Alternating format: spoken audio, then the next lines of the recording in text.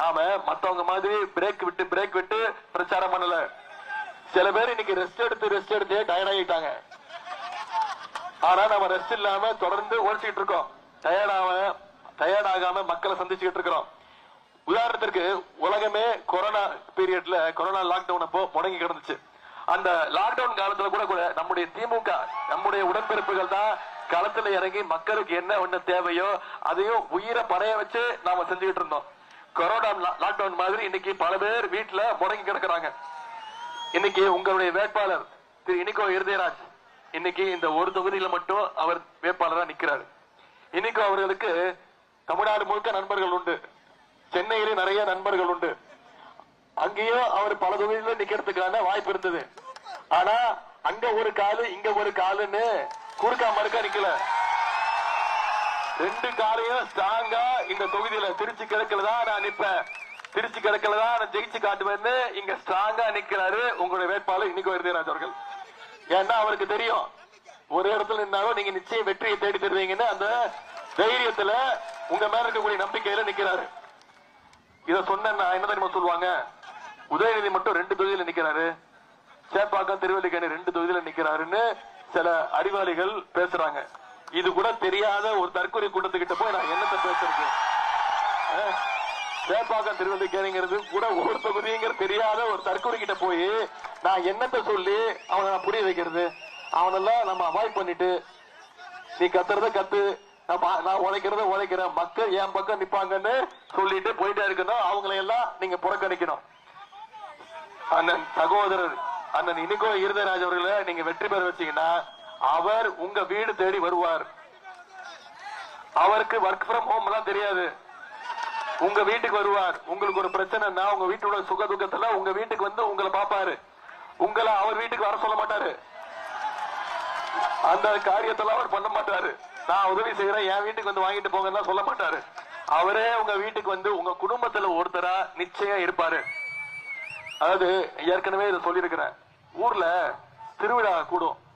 அப்ப அந்த ஊர்ல இருக்கக்கூடிய எல்லா மக்களும் சேர்ந்து அந்த திருவிழாவை ஏற்பாடு பண்ணி நல்லா கொண்டாடுவாங்க.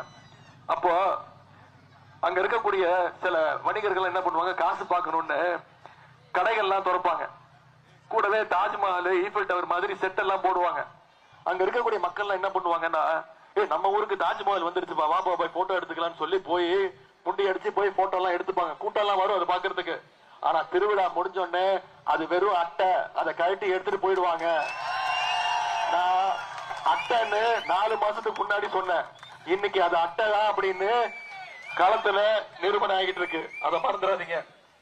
அதெல்லாம் அட்டை, வெறும் காத்தடிச்சா பறந்து போயிடும்.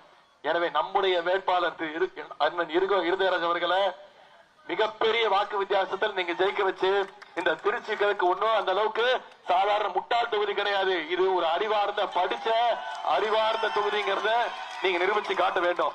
எப்படி திருவிழா முடிஞ்சதோ கடையெல்லாம் காலி செஞ்சுட்டு போயிடுவாங்களோ அதே மாதிரி தேர்தல் முடிஞ்சோடனே அந்த கூட்டம் கடையை காலி பண்ணிட்டு போயிடும்.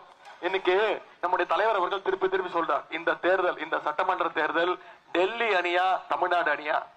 டெல்லி அணி வெர்சஸ் தமிழ்நாடு அணி. நான் இன்னைக்கு இவ்வளவு திட்டங்கள் சொன்னேன், இவ்வளவு வாக்குறுதிகள் சொன்னேன். நீங்க யோசிச்சு பாருங்க, கடந்த 5 வருஷத்துல ஒன்றிய பாஜக அரசு இந்த திட்டங்களுக்கு நம்முடைய தமிழ்நாட்டுக்கு ஏதாவது செஞ்சிருக்காங்களா? நமக்கு ஏதாவது திட்டங்கள் கொடுத்திருக்காங்களா? நமக்கு வர வேண்டிய நிதி பகிர்வு கொடுக்கறாங்களா? கல்வி நிதி மட்டும் கிட்டத்தட்ட 4000 கோடி கொடுக்க முடியாதுட்டாங்க. ஏன்? மும்மொழி கொள்கையை ஏத்துக்கணும்ன்றாங்க. தமிழ்நாட்டுல பேரங்க அண்ணா அவர்கள் கொண்டு வந்தது இருமொழி கொள்கை, தமிழ் ஆங்கிலம். இவங்க மும்மொழி கொள்கைன்னு சேர்த்து இந்தி திணிப்பை மீண்டும் தமிழ்நாட்டுக்குள்ள நுழைக்கிறதுக்கான முயற்சி. அதனால்தான் நம்முடைய தலைவர் இந்தியாவில் எல்லா முதலமைச்சரும் ஏத்துக்கிட்டாங்க. நம்முடைய தலைவர் மட்டும் சொன்னாரு, 3000 கோடி 4000 கோடி இல்ல, நீ 10,000 கோடி கொடுத்தாலும் தமிழ்நாட்டு மக்கள் மேல நான் இந்தி திணிக்க மாட்டேன்னு சொன்ன ஒரே முதலமைச்சர் நம்முடைய முதலமைச்சர். இன்னைக்கு மற்ற முதலமைச்சர்கள் பாக்குறாங்க, ஓ தமிழ்நாடு இதனாலதான் இதை பண்ணிருக்குன்னு சொல்லி அவங்களும் புதிய கல்விக் கொள்கையை மும்மொழி கொள்கையை எதிர்க்க ஆரம்பிச்சிருக்கிறாங்க. இப்படி இந்தியாவில் இருக்கக்கூடிய அனைத்து முதலமைச்சர்களுக்கும் எடுத்துக்காட்டாக இருக்கக்கூடிய முதலமைச்சர் நம்முடைய முதலமைச்சர் அவர்கள். இன்னைக்கு டெல்லியுடைய ஏ டீம்ல பாஜக அடிமை கூட்டம் அதிமுக வருது. அது மட்டும் இல்ல, பிஜேபியோடைய பி டீம் தான், டெல்லியோட பி டீம் தான் இந்த தொகுதியை குறிவைக்க பாக்குறாங்க. டெல்லி டீம் ஓனர்கள் தான் இந்த பி டீம் உடைய ஓனர்ஸ்.